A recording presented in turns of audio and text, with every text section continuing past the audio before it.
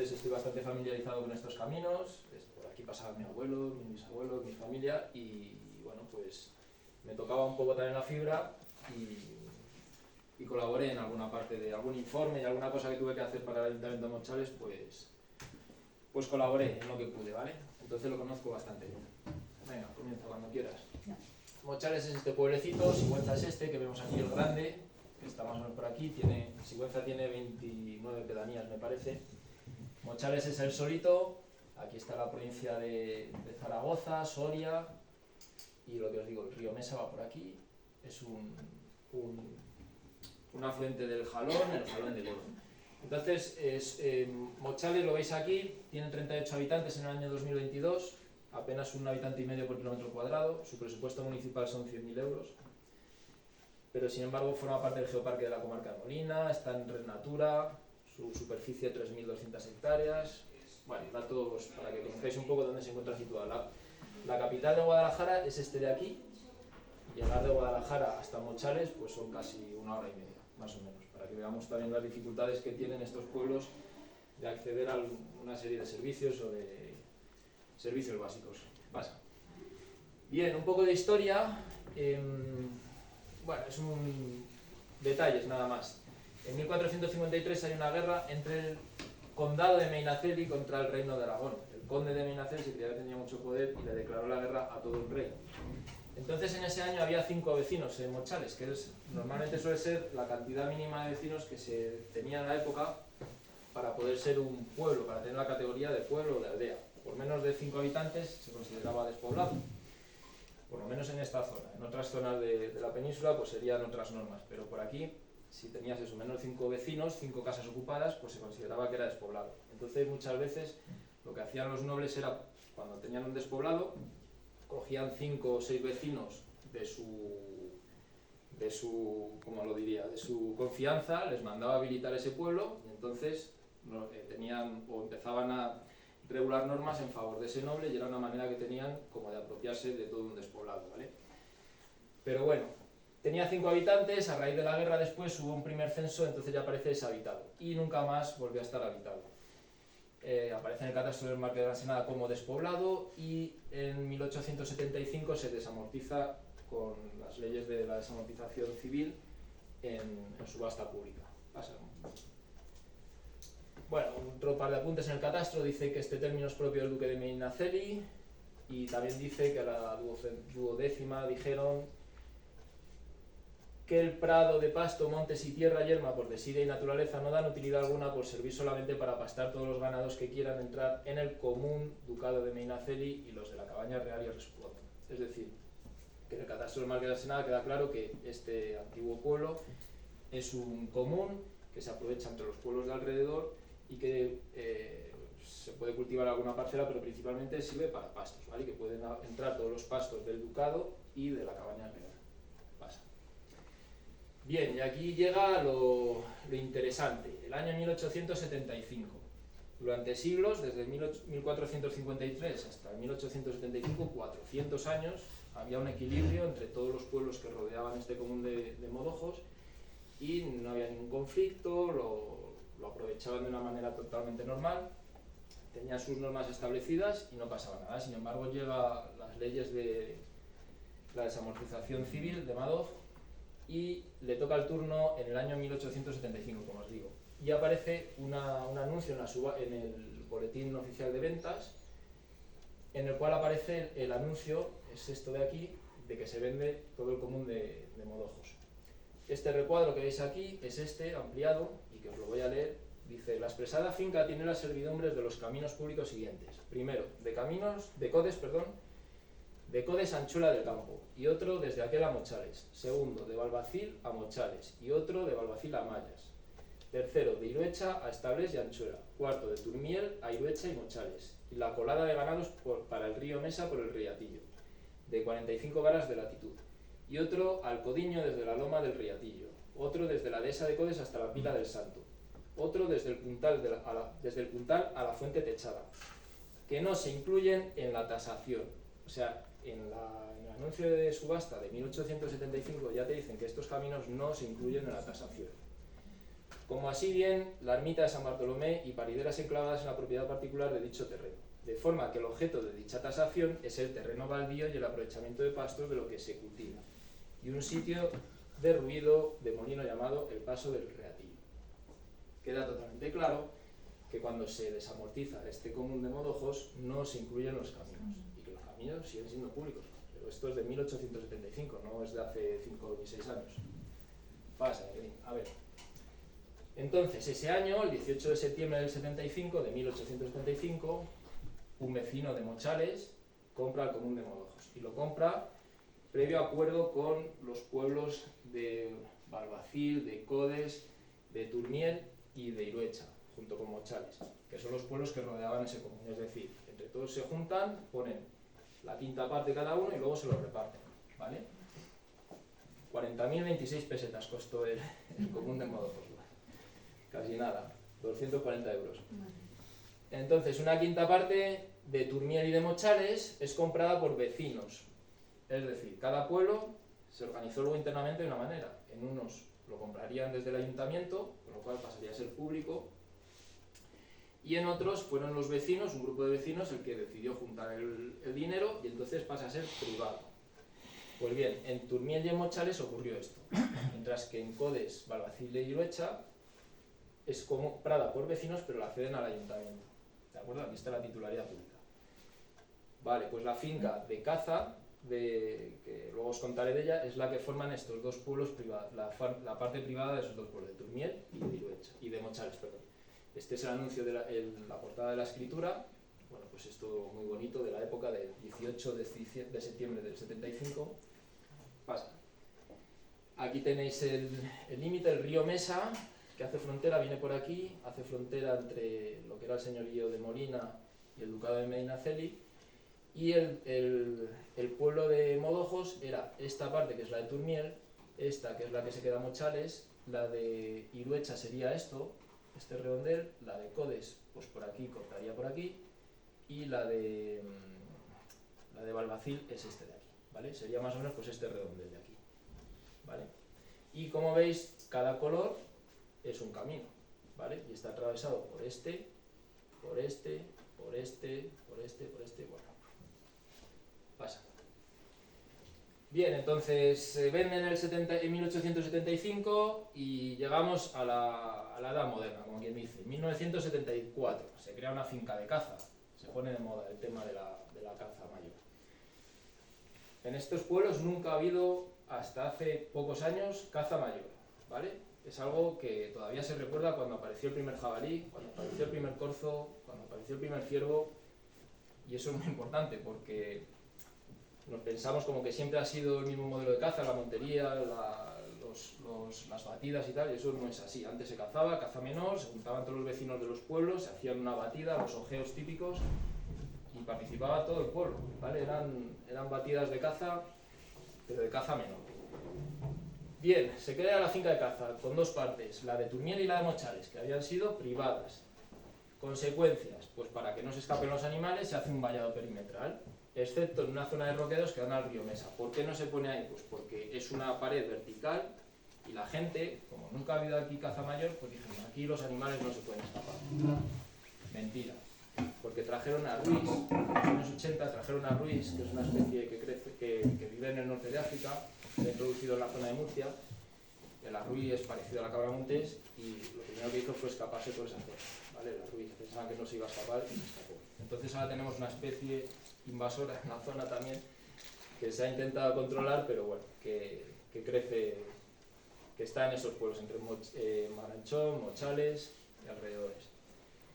Bien, se pone un primer vallado y unas cancelas sin candados, de tal manera que como antes había más población en los pueblos, pues sabía que iba a haber un rechazo y se ponían candados. Entonces lo que hacía era, se ponen las puertas, se pone el cerrojío pero sin candados, de tal manera que llegaba una persona, lo abría, pasaba y lo volvía a cerrar. Se da trabajo a un guardés, que es vecino normalmente de Mochales o de algún pueblo otro de alrededor, pero principalmente de Mochales, y pues bueno, van comprando fincas a los vecinos, se baja el propietario al bar a echar la partida con los vecinos, pues yo tengo allí una parcela, no sé qué, pues te la compro, pum, se sacaba el dinero y se lo compraba allí, porque eran baldíos, pequeñas parcelas de 1000 metros cuadrados que ya no cultivaban, porque ya no entran ni siquiera los tractores, pero sin escrituras ni nada, sino que lo compraba pues de esa manera, jugando a las cartas. En el 93 vuelve a haber otra compra, se mantienen las cancelas y sin más novedad. Pasa, Jacqueline.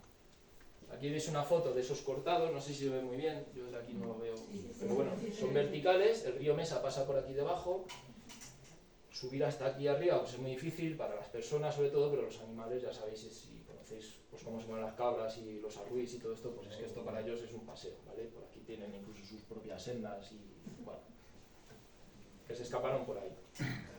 2003, pues vuelve a haber otra compra de la finca y pasa a tener el nombre de la finca El Sabinar. Y aquí es donde empieza ya la movida. Se cierran los caminos con puertas y con candados. Hasta esta época nunca había habido candados, en el año 2003 se ponen los primeros candados. Pero nadie se queja, ¿por qué? Pues porque, bueno, ya esos caminos han dejado un poco de ser utilizados, ya para ir a Mochales se va por otro lado, se bordea para ir por carretera, ya no por camino, y poco más. Los guardeses siguen siendo vecinos de los pueblos cercanos. Entonces, pues lo típico, para no dejar sin trabajo a fulanito, pues bueno, no vamos a decir nada. 2007, el catastro se actualiza en Mochales. ¿Y qué ocurre? Pues que saltan las alarmas porque se ponen fincas que están fuera de lo que es el vallado a nombre de la finca El Sabinar. ¿Y por qué? Pues porque entre las dos partes que os he dicho, esos 2 quintos de Mochales, sumaban menos de 500 hectáreas. Y para poder hacer un coto de caza mayor se necesitaban 500 hectáreas. Les faltaban 40 y no sé cuántas, o 50. ¿Qué cogieron? Pues un ingeniero de montes de aquí de Sigüenza, además, cogió y dijo, pues voy a poner una finca grande que hay aquí y la voy a poner a nombre de la finca del Sabinar. ¿Cuánto pongo? Pues las 50 hectáreas que me falten. ¿Y qué ocurrió? Pues que ese era otro monte de socios que se había desamortizado hace 150 años, que era de unos pocos vecinos, muy pequeñito, y que lo gestionaba Juan Pablo Gutiérrez, que es una persona mayor, pero culta, y que vive en Marbella, pero le llamaron y le dijeron, oye, que aquí pasa algo, que os han puesto a vuestro nombre, o sea, que han puesto a nombre de la finca algo que era vuestro. En 2018 se quejan ante el defensor del pueblo, pero la alcaldesa, pues que debía tener amistad con los de la finca, recibía algún regalito de vez en cuando, pues entorpecía todo lo que había que hacer, porque claro, esos caminos, como eran municipales, la titularidad o quien debería iniciar todas las acciones de recuperación debería ser el ayuntamiento, ¿vale? Pasa. Aquí tenéis fotos de las puertas, este es uno de los caminos que os he comentado antes, la cadena con su correspondiente candado, y bueno, que por ahí ya nos puede pasar. 2009. El Concejo Abierto de Mochales, claro, como tenía 30 habitantes, 20, 30 habitantes, pues funcionaba con Concejo Abierto, hasta una modificación que hubo posteriormente. Y aprueba abrir un expediente de investigación, pero la alcaldesa lo sigue obstaculizando. ¿Y qué ocurre en el 2011? Pues que hay elecciones y esa alcaldesa pierde las elecciones. Y las gana pues un alcalde que quiere hacer todo lo contrario a lo que se venía haciendo hasta entonces.